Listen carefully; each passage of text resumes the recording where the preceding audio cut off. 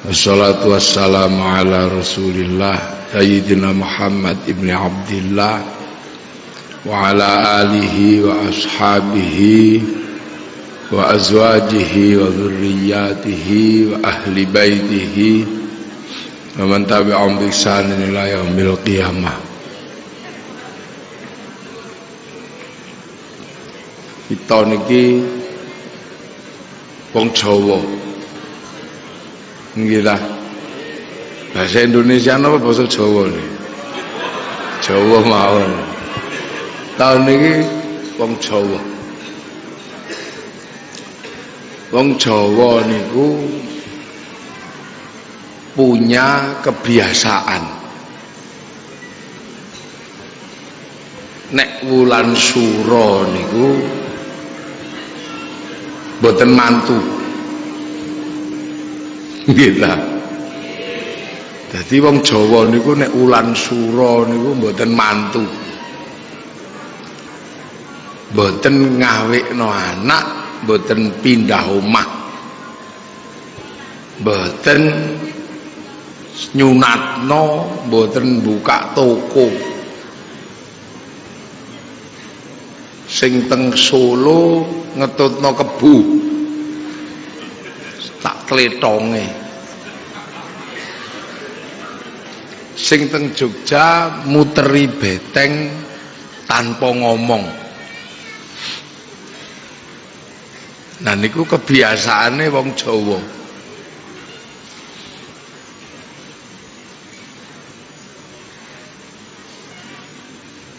Kok ngoten?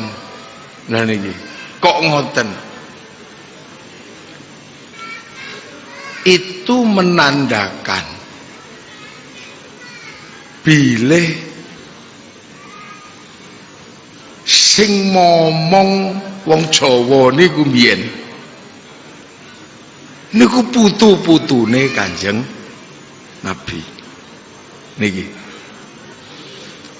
Dadi wong Jawa kok wulan sura mboten mantu, mboten ngawekno anak.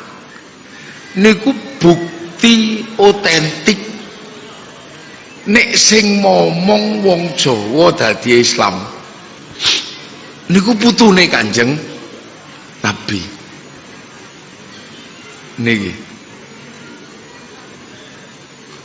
Sebab napa? Peristiwa niku minangka peristiwa ingkang nandai runtuhnya kaum muslimin dalam satu ikatan. Jadi peristiwa niku nandani wong Islam pecah sabare dipun rukunaken kalih Kanjeng Nabi. Niku peristiwa niku. Dadi nek panjenengan pengen ngerti wong Jawa niku sing momong putune Nabi, dan itu adalah peristiwa yang terjadi teng Persia. Nggih, Persia. Teng Persia niku ada peristiwa pembantaian putu-putune Kanjeng Nabi. Itu tanggal 10 Asyura. Nah, peristiwa niku nandai napa? Runtuhnya kaum muslimin nyekel dawuhipun Kanjeng Nabi.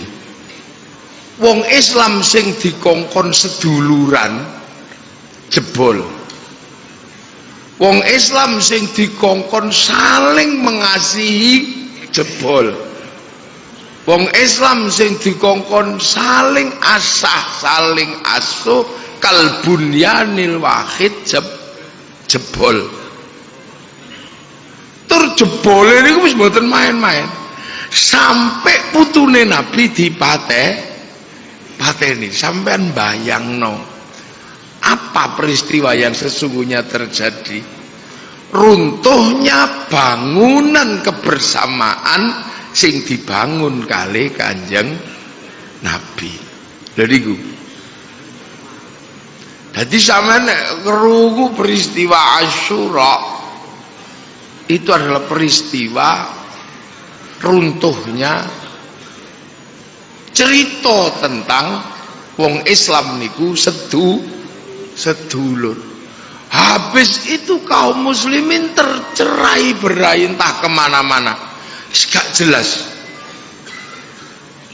Semenjak itu wong donya kembali kepada sistem sebelum Islam, menguatnya kembali kerajaan-kerajaan, menguatnya kembali sistem kehidupan sebelum Rasulullah. Laiku. Sehingga masyarakat sing wis digawe Kanjeng Nabi runtuh, hancur, wis sampai mutune Nabi dipateni. Itulah hilangnya apa? Kebersamaan pasca Rasulullah. Wis gak kena dibahas pokoknya, acuh. Nah, kemudian peristiwa itu digawa kali Sayyid Ali Zainal Abidin. Wis boten purun balik maneh, tinggalane mbahku wis dedel duel. Aku tak lunga carane wong mriki. Nglairaken Sayyid Bakir menjauh, nggak ada putra Sayyid Ja'far Shadiq. Ngadoh malih duwe putra nami dipun Sayyid Musa Kadim kalian Sayyid Ja'far Shadiq. Sayyid Ja'far Shadiq ngadoh wis mboten ngurus mrika, duwe putra naminipun Sayyid Ali Uraidi. Tambah adoh punya putra jenengane Sayyid Muhammad. Gak ada putra adoh meleh, Sayyid Ubaidillah, Sayyid Aisyah, Sayyid Ahmad Al-Muhajir. Tidak terbentuk apapun. Wis pokoke iku sekono sak karepe dhewe wis. Sampai gak ada putra naminipun Sayyid Alwi, di putra Sayyid Muhammad, di putra Sayyid Alwi, di putra Sayyid Ali Khalid Qasam. Sayyid Ali Khalid Qasam di putra naminipun Sayyid Ahmad Sohib Mirbat. Sayyid Ahmad Sohib Mirbat di putra naminipun Sayyid Alawi Amil Faqih.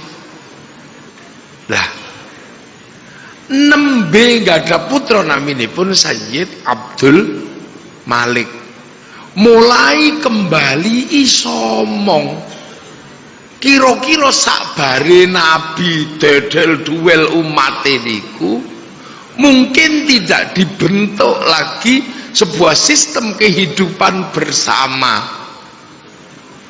dan Sayyid Abdul Malik berhasil membentuk tipologi masyarakat seperti zaman Rasul teng pundi? Teng Mongolia. Nggih. Lah, terus teng mriku duwe putra naminipun Sayyid Ahmad Jalaluddin.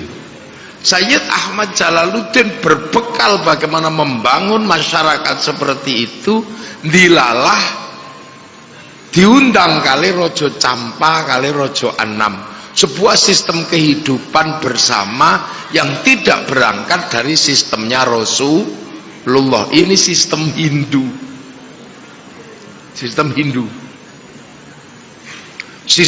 sistem Buddha, terus tawur. Bareng sistem Hindu, sistem Buddha tawur, mengambil negosiasi ulang gitu.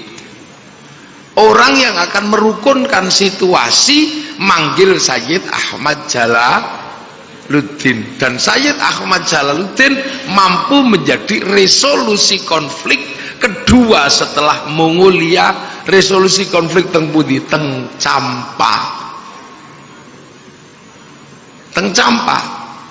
Nah, begitu teng Campa muncul kembali sistem kehidupan bersama sing meh mirip teng zamane Kanjeng Nabi, membangun kerajaan kecil di sekitar Vietnam. Lah sak sampune niku gada putra Sayyid Muhammad menginspirasi berdirinya kerajaan-kerajaan Islam teng Pasai. Lahirlah Samudra Pasai sakiwa tengene. Lah saking ngriku nggih putra naminipun Sayyid Jamaluddin Al-Husaini Al-Kabir mlebu teng tanah Jawa yang akhirnya menginspirasi ketika berhadapan dengan kekuasaan besar. Piye carane nangekno maneh kehidupan bersama seperti yang diajarkan oleh Rasulullah, keluar dari sistem bahula yang sebelumnya hilang di sana. Lah dugi mriki ngeling-eling ya aja mantu tinggalane ngoten niku. Mula ulan Asyura sing teng mriki tetep diarani ulan Suro. Loh ini bukti. Jadi peristiwa Asyura itu bukan semata-mata peristiwa pembantaian, tapi runtuhnya sebuah sistem sing tahu didamel kali Rasulullah. Lah begitu Sayyid Abdul Malik sampai mriki, Sayyid Jamaluddin Al-Husaini Al-Kabir pun mboten kaget, walaupun ketemu dengan manusia yang berbeda. Oh ya senajana cilik-cilik pesek-pesek ngene iki ya tetep menungso. Wong Eropa mboten gadah. Orang Eropa kalau ketemu dengan bangsa yang berbeda, mereka tidak pernah menganggap niku menungso. Soalnya Eropa dibekali pengetahuan bahwa ras terbaik adalah ras mereka, namanya ras Arya. Di luar ras mereka yang masuk ke ras kita adalah turunane munyuk, namanya Pithecanthropus erectus wajakensis soloensis. Mula mereka melakukan imperialisme atau penjajahan karena menghadapi ras kelas munyuk. Ya, dan kita bersepakat iya, kita memang ras tertua ada di Wajakensis dan Soloensis, namanya Pithecanthropus. Dan ini begitu juga ketika orang Eropa masuk teng Afrika ketemu Tanjung Harapan, petuk wong kulite ireng, oh iki to siksane pangeran sing durung rampung kanggone wong sing dablek. Maka kemudian orang Eropa ketika masuk Afrika melakukan pembantaian terhadap kulit hitam dengan landasan ngrewangi gaweane pangeran sing rung rampung. Maka perbudakan dimulai dari Afrika, dan terakhir kita kenal dengan sebuah cerita yang mengerikan namanya Amistad, yang akhirnya kemudian menghasilkan sistem rasialis yang ada di Amerika. Tapi nek wong Islam Sayyid Ahmad Jalaluddin petone oh iki ya tetep menungso. Sebab nopo? Sangune laqad khalaqnal insana fi ahsani takut. Iku sangune wong Islam.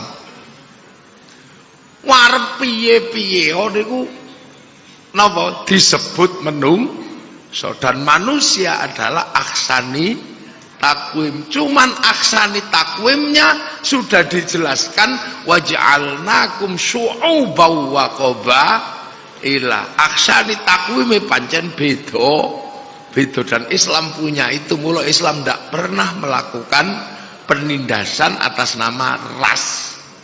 Nek gelut biasa, tapi bukan atas nama perbedaan ras. Jadi gila. Nah, laqad khalaqnal insana fi ahsani taqwim ini dipahami Lha iki lho mula wong Islam ora tau beda-bedake menungso. Tak pernah wis ngono masih diimbangi dengan ibadah haji. Napatilas ke sejarah manusia delok Jabal Rahmah diajarkan kabeh menungso sebeda apapun asale teko Jabal Rahmah. Mula ana wong lunga haji wis tekan Jabal Rahmah kok tetep beda-bedake menungso, tidak mengerti persamaan dan perbedaan, wih mesti hajine mardud. Ini Islam ini komprehensif cara memahami, menjelaskan dengan metodologi yang sangat luar biasa. Begitu dipahami laqad khalaqnal insana fi ahsani taqwim, ya piye carane tsumma radatnau asfala safilin, iki diulangke amanu wa amilus sholihat. Disitulah maka kemudian yang pertama kali adalah mengajarkan iman seperti zaman Rasulullah. Tapi mengajarkan iman bagi orang yang paham laqad khalaqnal insana fi ahsani taqwim, dia paham yang diajarkan adalah imannya orang di mana ahsani takwim itu berada. Kita ahsani takwim pesek-pesek rembes-rembes di Indonesia diajarkan dalam versi Indonesia. Kalau sudah itu amilus sholihat. Nah, kalau amanu amilus sholihat ini bersatu, maka kemudian sumpah Allah akan terlaksana. Apa? Wattini wazaitun wa turi sinina wa hadzal baladil amin. Sejarah perkembangan manusia ditandai dalam satu sumpah ulil azmi. Wattin demi buah tin, niki sumpah Allah terhadap simbolnya Nabi Nuh, tin. Wazaitun sumpah Allah terhadap simbol Nabi Isa, Nabi Ibrahim itu Filistin. Waturi sini simbol Allah, sumpah Allah pada simbol Nabi Musa. Begitu Nabi Muhammad apa simbolnya? Wahadzal baladil amin, dan demi keamanan sebuah bangsa dan negara. Itu makanya Rasulullah ketika mengajarkan amanu wa amilus sholihat dengan sistem yang diberikan oleh Allah, tapi kompromi kebersamaannya tetap dengan bingkai wahadzal baladil amin. Hadzal baladil aminnya pakai apa? Pakai piagam Madinah.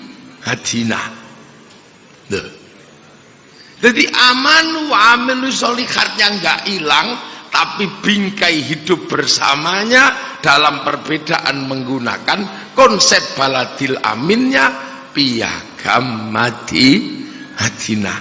Ini pekerjaan besar. Nek ora wali ra iso. Nek sing teko zaman semono Khalid Basalamah bubar pisan. Utawa iki wali. Wali niki wis ora ndek wedi, ora ndek apa. Wong konsultane langsung Gusti Allah. Wali niki ora ndek wedi, wong la khaufun alaihim walahum yahzanun. Sekolahe wali niku innalladzina qalu rabbunallah tsumastaqamu fala khaufun alaihim walahum yahzanun. Buktine napa? Tsumastaqamu. Ya di sini ini ana wong sekolah ya Hayyu ya Qayyum lungguh 3 tahun iku sekolahane wali. Sekolah napa Allahu Akbar 3 tahun niku qalu rabbunallah tsumastaqamu. Nek niku dilakoni tatanazzalu alaihimul malaikah, konsultane malaikat. Mula wali niku ora wedi blas. Ditakoni, "Ya wali apa? Yai, udane kapan?" Takok karo malaikat udan. "Kang, udane kapan?" 3 dina meneh, 3 dina neh, Kang. Ya udan tenan wong konsultane mriko. Lah itu mula para wali ini mulai bagaimana membangun konsep amanu wa amilus sholihat. Ya wis diulang Allah. Nggih baladil apa? aksani takwim mriki ngenal Allah niku pengirane pengiran. Musola langgar, tilmidun muridun santri, saikhun ustadun kiai. Ini ngajar amanu wa amilu solihat. Ya, pengen dadi wong apik ya solihate ya. Pengen dadi wong apik nggih aja lali tangan ya. Sing apik iki jempol, ning jempol ra sempurna nek ra ana jenthik. Jenthik maknane jothak-athik barang liyan aja nyolongan. Ora langsung didalili asyariku wasyariqatu faqtu aidiyauma. Hadis law anna Fatimah binti Syaraqat laqatu yada. Mboten meng jenthik jothak-athik barang liyan niki tak jenenge jenthik soalnya nggo nginjen silite pitik. Nemeng ngoten niku tak. Ini pelajaran amanu wa amilus solihatnya sesuai dengan konsep aksani takwim. Hebat iku wali niku. Niki jari manis dadi wong sing manis sing manis ning aja manis-manis rai. Dadi wong sing unggul ning aja sombong-sombong, dadi penuduh nek iso nuduhke wong sira dadi jempol. Meh ngono tok. Ngelingno penguasa ngono ya diulangi. Nek sampeyan arep dadi pemimpin kudu eling lagu gundul-gundul pacul. Gundul niku sirah niku pemimpin. Pemimpin niki kanggonan barang papat, meripat irung lambeku, kuping barang papat ira keneng ucul, meripat nggo ndelok masyarakat, kuping nggo ngrungokno rakyat, irung nggo ngambus, lambe nggo nuturi barang papat kok ngasih ucul saka gundul gitu. Gundul kok para papat kok ucul, mripate ra weruh rakyat, irunge ra kambus rakyat, kuping ra krungu rakyat, lambe ra iso nuturi rakyat, pacul gundule gembelengane kemlintine ta. Lah nek oleh amanahe rakyat kok gembelengan nyunggi wakule glempang. Lho mula nek calon DPR kok esuk gundul pacule ya nyanyekke gundul-gundul pacul ngono tok orangnya. Itu konsep yang ditawarkan tentang amanu wa amilus solihat menggunakan aksani takwim sini blejet. Kenapa? Iki wis duwe kabeh pangeran wis duwe. Seluruh wadah sudah ada, karek ngiseni tok lho iki lho. Sesuai dengan konsep aksani takwim versi Indonesia. Lah mula akhire yo apa ae ya leboni bungkuse iki kaya ibu-ibu kabeh bungkuse kongwan ning isine rengginang. Lah itu. Nah setelah itu jadi setelah itu jadi baru berbicara membangun konsep baladil amin. Carane piye ora iso karena balad Indonesia wis duwe maja pahit, wis duwe sing apa Pajajar punya semua, tapi sistemnya ora iso disenggol karo Islam. Islam niki wonge padha. Sing sana ndak bisa, kasta berbeda-beda. Kasta paling tinggi Brahmana, ngisore kasta kesatria raja, ngisore enten Wisya pegawai negeri, ngisore enten Sudra pegawai pedagang petani, ngisore enten Paria pengemis, ngisore enten Kuca copet koruptor, ngisore niku enten namine mleka maling tapi nek konangan mlayu. Lah ngisore meneh enten candala begal nek konangan wani lukas ngono.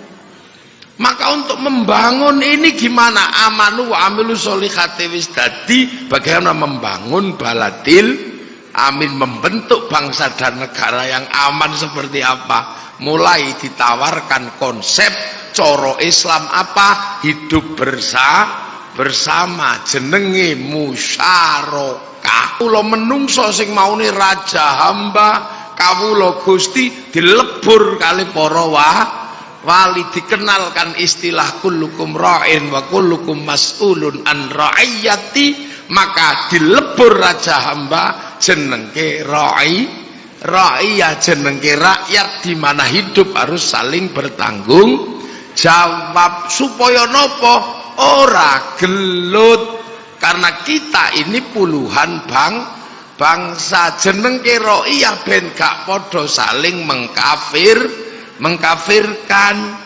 Sing jenenge wong kafir niku nolak Islam kanthi nglawan. Nek wis urip bareng namine zimmi. Lah nek saling bertanggung jawab jenenge ra'iyah. Mula nek wis ra'iyah aja didono nang derajat kafir lho. Niki lho mula kiai-kiai biyen mula gak tau muni kafir sebab derajate wis ra'iyah. Saiki wis ra ono kufar kafir. Lah kufar kafir ini ndak ada ra'iyah. Kalau kemudian ra'iyah ini arep ngumpul, ayo omong sing apik. Konsep itu ada dalam wasyawirhum fil amri.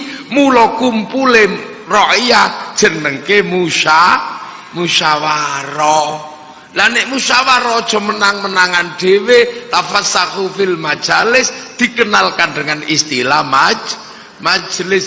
Ngangkat pemimpin wasi'a kursi samawat, niki kuncine kedudukan pemimpin diarani kursi. Nah, akhirnya sistem baladil amin kaya ngeten niki, dan sistem amanu wa amilu sholihat. Amanu wa amilu sholihati, ninggalkan jejak namanya pesantren. Baladil amin, ninggalkan jejak namanya kerajaan Islam. Yang kerajaan Islam niki diramu kali para wali. Murid wali ingkang nami Datuk Ribandang geser teng Sulawesi mengajarkan Islam. Wau dalu kula buka sedaya. Wong wau dalu kula teng Sumbawa. Dugi jam 10 awan niku lho. Langsung dijowemput digo mlayu mrene kula niku. Dadi sik tekluk-tekluk ngene. Lah, ini Datuk Ribandang menyebarkan di sana, membangun konsep baladil amin ala para wali. Khatib Dayan saking Jawa Tengah geser ke Kalimantan. Aryo Abdillah bergeser ke Palembang. Sing tengah dilunggui kalih Raden Fatah. Terbentuklah baladil amin sesuai dengan konsep Islam. Dan niku sampai akhirnya londo teko pun niki aja lali. Nah niki titik singgungnya di sini niki teng mriki. Sampai akhirnya kita punya bangsa. Tadi nek ditakoni keajaiban dunia itu ada di sini. Kok iso Arab itu satu bangsa jadi puluhan negara? Kok iso Eropa itu satu bangsa jadi puluhan negara? Sementara di sini puluhan bangsa jadi satu negara karena strukturnya digawe kali para wali sing akhirnya membentuk teritori namanya wilayah. Al-wali meninggalkan wilayah tadi sesuai dengan kekacauannya masing-masing. Lah ketika di sini tadi sing neng Timur Tengah waktu niku juga sudah muncul kekuasaan besar namanya Daulah Turki Utsmani yang kemudian dibayangkan menjadi khilafah kaum muslimin, dan semua dunia Islam bernaung pada Turki Utsmani. Sehingga daerah-daerah sing rada ribut lindungi kali Turki, daerah-daerah lindungi kali Turki. Tapi pada saat Nusantara punya kerajaan namanya Demak dan menyisakan kerajaan Islam di Malaka dipimpin Sultan Megat Iskandar Shah, ketika bangsa Portugis sampai mriki 1515 kita perang melawan Portugis, tidak ada khalifah yang datang membantu kita. Jadi kita jauh dari kekuasaan khalifah. Jauh kita, tidak pernah tersentuh. Gawe dewe, mikir dewe.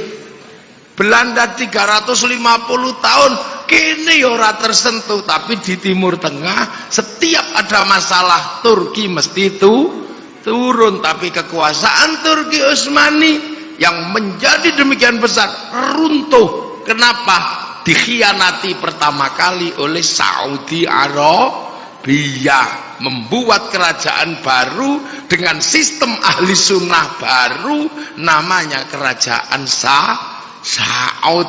Semenjak itulah runtuh, dan Turki Utsmani gagal ketika mau menyerang Rumania, diajar oleh pasukan khusus namanya Dracula. Nah, sekarang ketika mereka kehilangan khilafah, ya, kehilangan khilafah, mimpinya kembali menegakkan khilafah karena wis tahu duwe khilafah. Yang di sini tidak pernah punya apa-apa, mikir dewe, mencret dewe selama ratusan tahun. Ketika kami bangkit seperti ini, mereka kemudian membayangkan khilafah. Loh iki lho kenapa? Enggak. Filistin membayangkan khilafah, masuk akal karena Palestina ketika diserang sama orang Eropa dilindungi sama Turki Utsmani. Iran semua dalam perlindungan, kita ndak dewe. Lah tiba-tiba ketika sana sekarang remuk, kene dikongkon melok mikir khilafah. Lho iki lho Kang. Lah ini. Jadi kita ini punya balat ini yang hari ini sebenarnya adalah karena sebuah perjuangan besar para pendahulu. Repote mimpi besar para pendahulu niku sakniki dengan tegas dipikul kali Nahdlatul Ulama, karena NU selalu mengatakan penerus Wali Songo. Ora bongko ini caranya. Kita yang selalu berbicara meneruskan Wali Songo. Wali Songo ninggalkan Amanu wa Amilus Sholihat dengan sistem pesantren, ninggalkan Baladil Amin dengan sistem NKRI. Baladil Aminnya Piagam Madinah menggunakan Pancasila, kebersamaan yang menggunakan merah putih untuk menjamin hidup bersama, keamanan sebuah bangsa. Rohingya gagal membentuk Baladil Amin, diantem sama Myanmar. Suku Uighur yang menempati Xinjiang, Uighur itu Turki, Xinjiang itu Cina, gagal membangun konsep Baladil Amin, digebuk kali Cina. Anehnya lagi, mereka sekarang sebagian besar mengikuti Salafi tapi mendukung Hizbut Tahrir, padahal Salafi anti dengan Hizbut Tahrir. Makanya ketika benderanya dikibarkan, nah itulah sekarang mereka tumplek-plek ke sini, mencoba mengambil bagian, seolah-olah mereka punya gagasan juga bisa ditanam di sini. Hizbut Tahrir tidak bertuan sekarang. Siapa tuannya? Nggak ada. Dia nggak punya simbol. Maka mereka gentayangan cari bangsa yang bisa diambil alih. Radikalisme yang dulu dibangun oleh Juhaiman Al-Utaibi yang membuat sebuah laskar namanya Al-Ghuraba di Afghanistan, pasca runtuhnya Afghanistan mereka tidak bertuan, maka mereka mencari tempat di mana mereka bisa menjadi tuan. Untung neng kene ono santri yang tidak lupa menjaga NKRI. Untung kita nggak lupa, ini sudah nggak bertuan semua. Ikhwanul Muslimin tidak bertuan sekarang. Ayo, Hizbut Tahrir nggak bertuan. Al-Qaeda nggak bertuan. Ini Ronin. Kalau dalam bahasa samurai di Jepang ini Ronin, samurai yang tidak bertuan. Nah, di sini juga ada kelompok politik yang tidak bertuan. Karena apa? Pernah mengkhianati NKRI. Lah ini gabung jadi satu, pengen menjadi tuan di tanah NKRI. Iki loh yang terjadi, para hadirin, para rawuh. Mulane ya gawe ulama ya sak geleme, wong nyerah duwe. Mau khol siapa yang dikholi wong ra duwe tuan di sini tuane neng kono. Juragan-juragane neng kono mau ngekholi ora duwe sapa sing mau dikholi. Lah kita dari awal di sini, lahir di sini, menjadi tuan di negeri ini, mula sakniki wayahe njogo. Caranya seperti apa? Ya wau sing diaturke Gus Susuk wis ngono niku tok.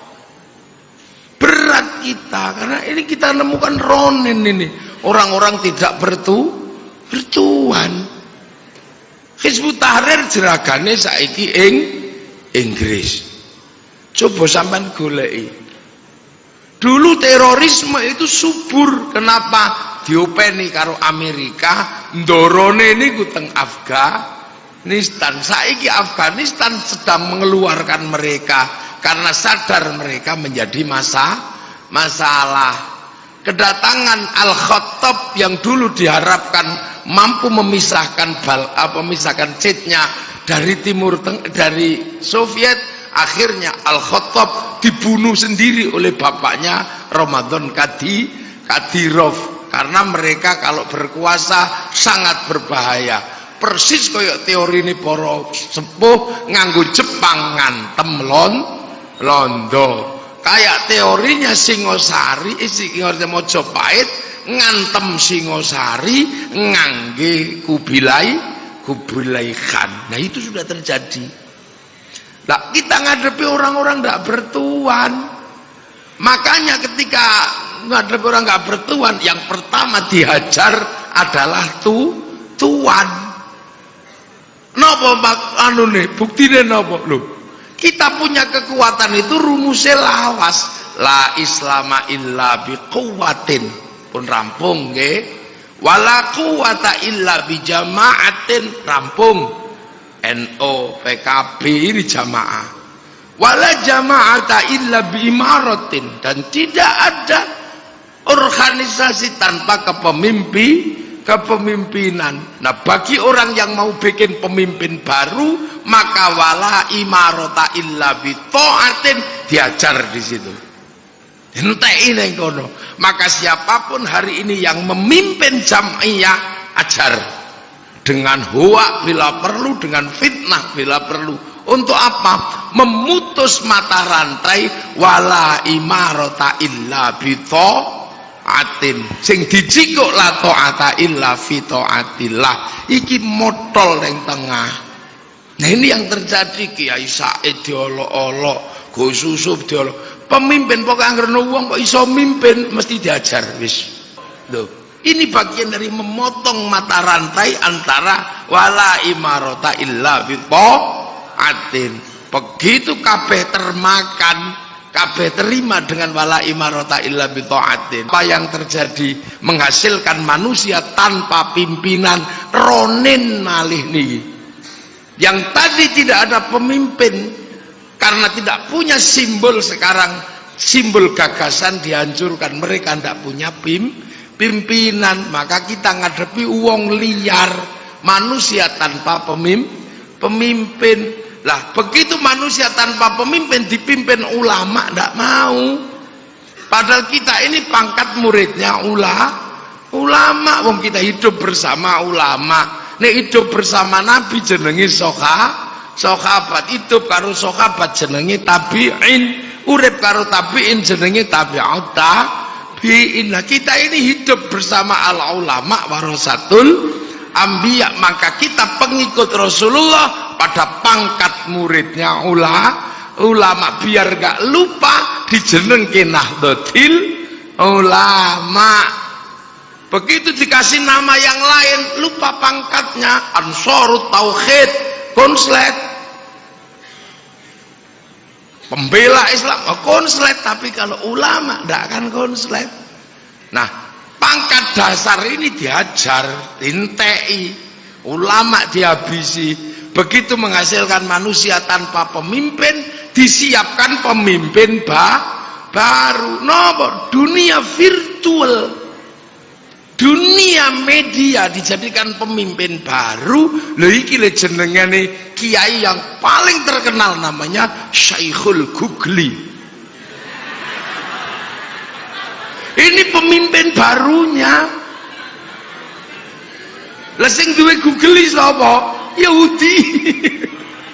Maka kemudian yang terjadi adalah manusia baru, the millennial man, manusia milenial ini tidak bisa dipimpin pemimpinnya kono. Lah pemimpin yang virtual ini melanggar apa? Koridor dasar muridnya ulama yang sistemnya menggunakan innama yakhsyallaha min ibadihil ulama. Konslet di situ. Muridnya ulama sampai dari ulama itu duwe mas'ul jenenge yakhsyallah, dan itu hanya ada dalam pesantren. Di luar pesantren mampu menghasilkan ulama tanpa yakhsyallah. Ulama tanpa yakhsyallah bukan ulama yang ma'rifat, tapi ulama nakiroh. Sementara ulama nakiroh nggak bisa jadi pemimpin, karena nakiroh tidak bisa jadi mubtada kok nakiroh khobarnya muqaddam. Percaya hoak yang disiapkan oleh dunia virtual. Mulakno ra iso rofa. Begitu mau rofa ndak punya sistem yakhsyallah yang menghasilkan dhammah, yang menghasilkan wawu, yang menghasilkan alif dan subutun nun. Keseimbangan nggak punya, kejujuran nggak punya, kuat pemikirannya nggak ada, kuat pengetahuan sosialnya nggak ada. Akhirnya wong dhammah ora duwe dipaksa rofa, ya bubar. Ngadepi jamak taksir ya ndak kuat, ngadepi isim mufrad ya ndak wani, bahkan yang paling celaka ketemu jamak muannas nggak salim, melayu. Ini rumus besar. Lha itu lho. Makane sakniki aja kaget Gus, kathah sing jikuk rumus paling gampang jenenge rumus i'rab. I'rab itu oportunis taghyiru akhiril kalim takdiron aw lafdhon li amilin ulim, tergantung amil sing mlebu. Iki lah. Lah inilah yang terjadi. Inilah makanya kita ini beratnya luar biasa karena menanggung amanu wa amilus sholihat, menanggung baladil amin. Nah itu makanya kita nggak pernah kaget. Wah ini kan genderone Nabi. Enggak, kita masih tahu bahwa konsep amanu wa amilus sholihat tidak pernah mengajarkan gawe gendero. Tapi isinya gendero digawe tahlilan. Begitu kita dituduh itu anti tahlil. Enggak. Wah, aku bedino tahlilan nganggo la ilaha illallah. Tapi nek aku nganggo genderomu kaya aku anti bendera PKI palu arit, tapi nek lu ning sawah tetep nganggo arit, lu nukang nganggo palu. Lah ini yang terjadi. Jadi kita menghadapi manusia tanpa tuan nih loh. Manusia tak bertuan yang mau mengambil teritori kita ini. Untuk apa? Sekedar aman. Begitu nggak ada yang bendung Suriah, nggak ada yang bendung Afghanistan, nggak ada yang bendung sana. Lah kalau kita nggak ada yang bendung, ya tadi ngono iku. Karena apa? Mereka simbolnya lebih mentereng, karena yang langsung diambil simbol Nabi, sementara kita sudah menggunakan simbol yang ada di sini. Sudah mathaluhum fit Taurat wa mathaluhum fil Injil kazar'in akhraja syat'ahu fa'azarahu fastaghlada fastama'a ala suqih yu'jibu zurra al-yaghidhu bihimul kufar. Sementara yang baru datang ini mengambil simbol yang sebelumnya. Wa kafa billahi syahida Muhammadur Rasulullah walladzina ma'ahu asyidda 'alal kufar ruhama'u bainahum tarahum ruk'an sujada yabtaguna fadlan minallah wa ridwanan simahum fi wujuhihim min atharis sujud. Gila. Jadi ini masalah terbesarnya. Mula ini bukan masalah apa-apa. Ini masalah akidah. Akidah itu apa? Keyakinan kita yang sudah diwariskan oleh para pendahulu. Lah ketekan uang sing mau waktu itu ndak ikut ulama, akhirnya nggak punya teritori, akhirnya randuwe bangsa. Lah ketika mereka nggak punya bangsa, sadar loh gak di bangsa awak dhewe iki. Mari kita cari di mana ada bangsa tolol, kita ambil. Nah, agar kita lupa bahwa mereka mau ngambil bangsa ini, sing difitnah Cina. Oh, Cina mau datang, padahal yang mau ngambil sana. Nek Cina ora ono urusan. Cina itu duwe agama ya ora urus, apa-apa ora urus. Wong Cina iku Gusti Allah ora oleh mendem ya ngangge dewa mabuk. Gusti Allah ora oleh judi ngangge dewa judi. Ini problem teritori. Dan ini seiring dengan peristiwa yang disebut milenial. Milenial ini tanpa batas. Milenial tidak ada batasnya. 10 tahun yang lalu, 20 tahun yang lalu, kita pengen lihat banteng Afrika, nunggu flora dan fauna. Jatuh cinta aja sakit 10-20 tahun yang lalu, nunggu Pak Pos. Dek, aku tahu kau di sana merindukan aku. Hari ini kita terpisah di antara tembok penjara suci, tembok pesantren maksudnya. Tapi kita terpisah jarak dan waktu. Aku yakin, apa keyakinanku, bahwa malam hari ini kita duduk di bawah sinar rembulan yang sama. Wow, dikirim ngono.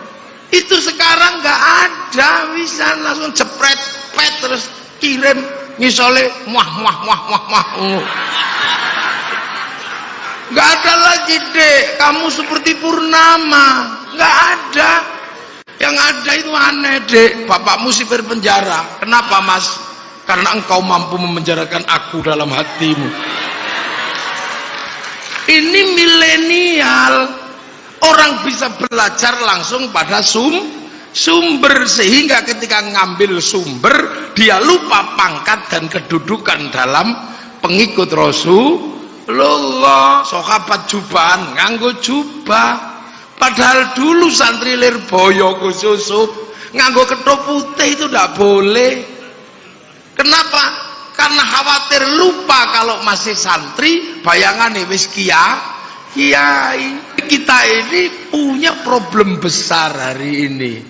Karena apa? Kita ini punya tanggungan al-muhafadzatu alal qadimis soleh, pesantren dan bangsa, wal akhdhu bil jadidil aslah. Inilah nasibnya tergantung politik, tergantung NU ke depan. Itu untuk apa? Al-muhafadzatu alal apa? Al-akhdhu bil jadidil aslah. Kalau itu tetap nggak bisa, berarti pangkat kita cuman al-muhafadzatu alal qadimis soleh. Lagi loh, ini problem teritori, problem kebangsaan. Jadi nggak usah heran. Muhammadiyah sadar Begitu majelis tarjih, bersihkan Muhammadiyah dari salafi, karena mereka dulu dicangkok oleh salafi. Lah kita juga sekarang dicangkok oleh macam-macam.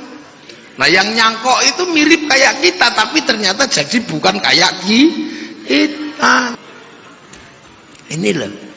Jadi syu'ubah wa qabailah kita punya. Makanya Allah membuat kalimat itu di titik terakhir, waja'alnakum syu'ubah wa qabailah. Hari ini batas teritori itu tinggal bangsa. Dan bangsa kita teritorinya bernama wilayah. Pada batas wilayah kita harus punya paspor, punya KTP.